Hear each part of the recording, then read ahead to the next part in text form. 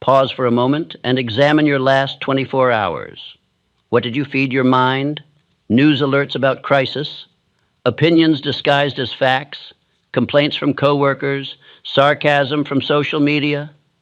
Now ask yourself honestly, how much of your current mindset was chosen and how much was absorbed? The world is not neutral. It competes for your attention every minute. Every headline, every advertisement, every argument is attempting to shape what you believe about money, success, relationships, and your own potential. Influence is constant. Awareness is rare. Most people believe they think independently, yet their fears mirror the headlines. Their doubts echo their surroundings. Their ambitions shrink to match the comfort level of their peers. They are not weak, they are unguarded. You were not born pessimistic. You were conditioned. Slowly, subtly, repeatedly. A careless remark here, a disappointing experience there, a teacher's limitation, a friend's sarcasm. Layer by layer, the world suggested what was realistic. Negativity spreads faster than possibility because it requires less imagination. It is easier to predict failure than to build faith. And when fear is repeated often enough, it begins to feel logical. Have you noticed how quickly enthusiasm fades after a negative conversation? You enter inspired. You leave uncertain. The idea did not change. The environment did. Influence is powerful when left unexamined. The average person wakes up and immediately invites programming into the mind. Before defining personal goals, they scroll through anxiety. Before affirming ambition, they absorb someone else's outrage. They surrender mental territory before defending it. Your mind is not a passive storage space. It is a creative mechanism. Whatever dominates it repeatedly becomes expectation, and expectation quietly shapes action. If you constantly hear that opportunity is scarce, you will hesitate when opportunity appears. If you constantly hear that success is reserved for the lucky, you will shrink from responsibility when progress demands courage. This is how programming works, not through force, but through repetition, not through obvious control, but through subtle suggestion. The subconscious does not argue. It accepts what it hears most often. Negativity often disguises itself as realism. I'm just being practical. I'm just being cautious. But practicality without vision becomes limitation. Caution without courage becomes paralysis. The world will offer you endless reasons to doubt. Economic instability, political tension, social division, each may be real. But the interpretation you choose determines your emotional state. Two individuals can face identical circumstances. One sees collapse, the other sees challenge. The difference is not environment, it is internal programming. If you do not deliberately choose your dominant thoughts, the environment will choose them for you. That is not theory, it is psychological law. The mind absorbs the ideas it hears most frequently. Look carefully at your conversations. Are they centered on possibility or complaint, on solutions or blame? Your associations are shaping your beliefs, whether you acknowledge it or not. You must become selective with ruthless intention, not defensive, but disciplined, not paranoid, but purposeful. Guard your mind as if your future depends on it, because it does. This does not mean ignoring problems. It means refusing to rehearse them obsessively. It means acknowledging difficulty without surrendering imagination to it. Your imagination is a sacred instrument.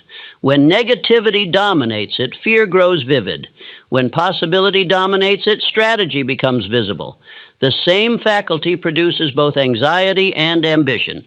Have you ever noticed how a single empowering idea can change your entire mood? How a strong vision can override temporary discouragement? That is the power of intentional thought replacing passive programming. Programming becomes identity when left unchallenged. You begin saying, I'm just not confident, or I'm just not lucky. These are not truths. They are repeated suggestions accepted as fact. The first step in reclaiming your mind is awareness.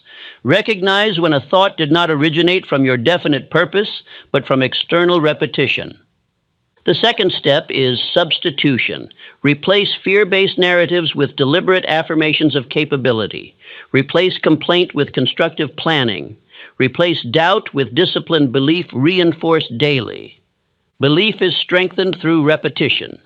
The same mechanism that allowed negativity to settle into your mind can be used to install confidence, persistence, and vision. When you intentionally feed your mind empowering ideas each morning, you establish emotional immunity. The world may still shout, but it will not penetrate as easily. You will begin to notice something extraordinary. The same headlines that once unsettled you will now appear as information rather than threat. The same criticism that once stung will now feel irrelevant. This shift is not arrogance. It is mental sovereignty. It is the recognition that your inner environment is more important than the outer one. The world will not become quieter. It will not become less opinionated. It will not suddenly encourage your ambition. Waiting for that change is surrender. Instead, build an internal foundation so strong that external turbulence loses its authority. Anchor your thoughts to a definite purpose. Revisit your goals daily.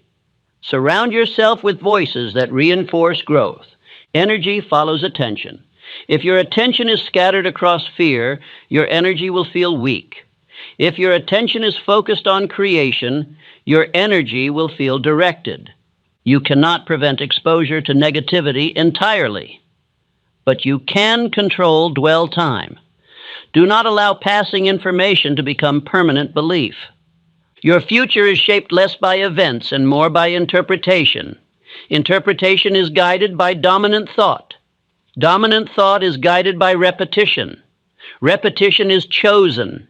This is the quiet truth few recognize. Whoever controls your dominant thoughts controls your direction in life. The world will continue offering programming. It will suggest limits. It will reward conformity. It will question ambition. You must decide whether you will absorb those suggestions or reject them, because the moment you become conscious of influence, you regain power. And when you regain power over your thoughts, you reclaim control over your destiny. Do not let a negative world write the script of your life.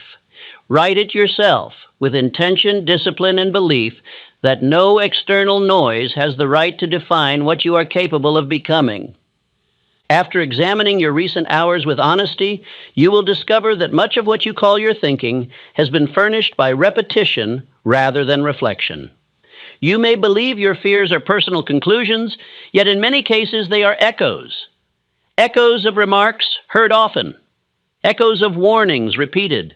Echoes of opinions spoken confidently enough to feel like fact. The human mind is shaped not so much by dramatic events as by quiet accumulation. A single discouraging statement may not wound ambition, but 100 similar statements, repeated casually over months and years, become conviction. Doubt is rarely born in a moment. It is assembled slowly. A teacher's lowered expectation, a relative's cautious advice, a friend's sarcasm disguised as humor, a headline announcing crisis. None of these may appear decisive alone, yet together they layer suggestion upon suggestion until limitation feels logical. Most men believe they think independently, yet their fears resemble the fears most commonly discussed in their surroundings. Their expectations match the tone of their environment. Their ambitions shrink or expand according to the climate of conversation they inhabit. The law governing this process is simple. Dominant ideas control action. Whatever thought occupies the mind most frequently becomes expectation. Expectation influences perception. Perception guides decision. Thus, behavior follows belief. If scarcity is discussed repeatedly, the mind begins to anticipate scarcity. If danger is emphasized daily, the imagination rehearses danger. The subconscious mind does not question the source of these impressions. It accepts repetition as truth. Consider the young man who hears continually that opportunity is rare and success reserved for the fortunate. When an opening appears, he hesitates, not because he lacks ability, but because repeated suggestion has convinced him he is an unlikely candidate. Each morning, if you invite alarm into your imagination before defining your purpose, you surrender authority. By the time you approach your own goals, your emotional tone has been influenced by external uncertainty. The cost of unguarded intake is rarely measured. A negative discussion may appear harmless, yet repeated daily it becomes atmosphere. Atmosphere shapes belief. Belief shapes destiny. Fear often disguises itself as realism. I am only being practical, a man declares, while rehearsing defeat. Practical thought is necessary.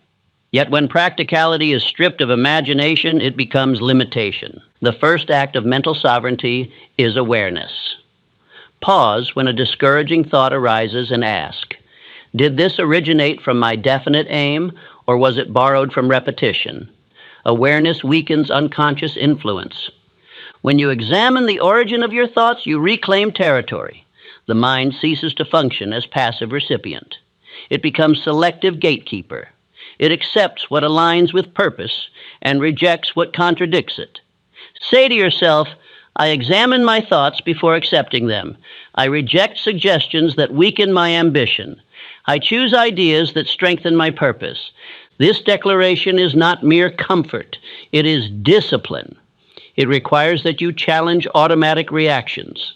It requires that you notice patterns of fear repeated by others and refuse to internalize them without scrutiny. Years are lost because men never question the source of their limitation. 10 years may pass under borrowed doubt. 20 years may fade beneath inherited caution. 30 years may dissolve because a man never separated his own convictions from repeated suggestion. The invisible sculptor of destiny is repetition. Whatever you hear most frequently, you will begin to believe. Whatever you believe, you will begin to expect. Whatever you expect, you will begin to experience. The world is not neutral. It competes for your imagination. Every remark, every printed word, every repeated warning seeks residence in your thought. If you do not defend your imagination, it will be shaped without your consent. This does not require hostility toward the world. It requires selectivity. Just as you would not consume every substance placed before you, you must not consume every idea. The disciplined individual begins each day by establishing his own direction. He reads his definite aim before reading public alarm. He strengthens his belief before encountering doubt. He defines his expectations before absorbing others. Over time, this practice builds immunity. Suggestions that once penetrated easily lose influence. Fear that once felt convincing appears exaggerated. Confidence that once required effort becomes natural. Others may not understand the source of your steadiness. They may say you are fortunate or unusually calm. In truth, you have simply learned to question the sculptor before allowing him to shape your thought. Reclaiming mental territory is not achieved in a single decision. It is reinforced daily. Each time you reject a weakening suggestion, you strengthen sovereignty. Each time you affirm your chosen aim, you reinforce identity. Say daily, my mind is under my authority. I select my dominant ideas. I do not accept limitation without examination. My future is shaped by chosen belief. Through repetition of such declarations, accompanied by conscious practice, you reverse the machinery that once installed doubt. You use repetition to install conviction. The world may continue presenting alarming reports. Opinions will continue to circulate. Conversations will continue to rehearse scarcity. None of these must dominate you. The difference between a directed life and a reactive life lies in this discipline. The reactive man absorbs and echoes. The directed man examines and selects. Thus, the first step in refusing to let a negative world program you is recognition of influence. When you see how suggestion operates, you weaken its control. In that recognition lies power, and in that power lies the ability to shape your own destiny rather than live as product of repetition. When you understand that your mind has been shaped by repetition, you must next understand how repetition performs its work. The subconscious mind does not debate the ideas impressed upon it. It accepts what is repeated most often, especially when accompanied by emotion. It does not ask whether the idea originated from wisdom or from rumor. It responds to frequency. If a thought of fear is rehearsed daily, it begins to feel reasonable. If doubt is spoken repeatedly, it acquires the appearance of prudence. The man begins to defend his limitation as sound judgment. He declares himself cautious when, in truth, he has been conditioned toward hesitation. There is an important distinction between thoughtful caution and habitual paralysis. Thoughtful caution examines risk and then acts. Habitual paralysis exaggerates risk until action seems unwise. The two may appear similar from the outside, yet one advances while the other delays indefinitely. Public opinion often becomes private belief through this machinery of repetition. When an entire community speaks of scarcity, scarcity feels inevitable. When neighbors rehearse misfortune as constant theme, imagination conforms to that theme.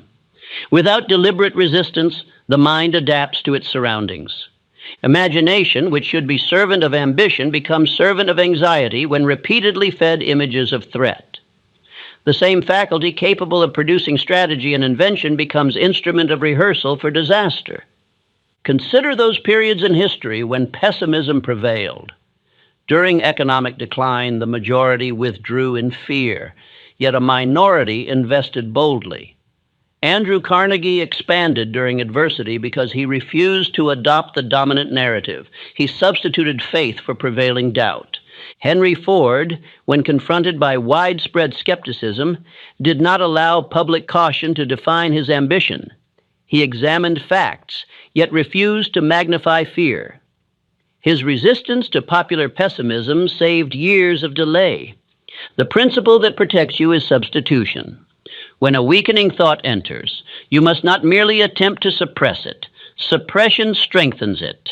Instead, substitute it deliberately with constructive alternative. If a thought declares, "Opportunity is scarce," respond immediately. Opportunity is created through service and initiative. If a voice whispers, "You are unprepared," replace it with, "Preparation grows through action." Substitution must be practiced repeatedly. One affirmation spoken once cannot overcome a suggestion heard 100 times. The mechanism that installed doubt may install confidence through equal repetition. Emotion strengthens impression. When you affirm belief, do so with feeling. Speak your chosen thoughts aloud. See them vividly. Attach emotion to your declaration. The subconscious responds more readily to emotion than to dry reasoning. Say daily, "I choose faith over fear. I substitute courage for doubt. My imagination serves my purpose. I accept only ideas that strengthen my ambition." This discipline interrupts negative cycles. Instead of permitting one discouraging idea to lead to another, you cut the chain and replace it. Each interruption weakens the old pattern and strengthens the new. Years are wasted when fear goes unchallenged. 10 years may be consumed by hesitation, born of repeated doubt. 20 years may pass while a man waits for certainty promised by public opinion. 30 years may fade before he recognizes that the limitation was borrowed.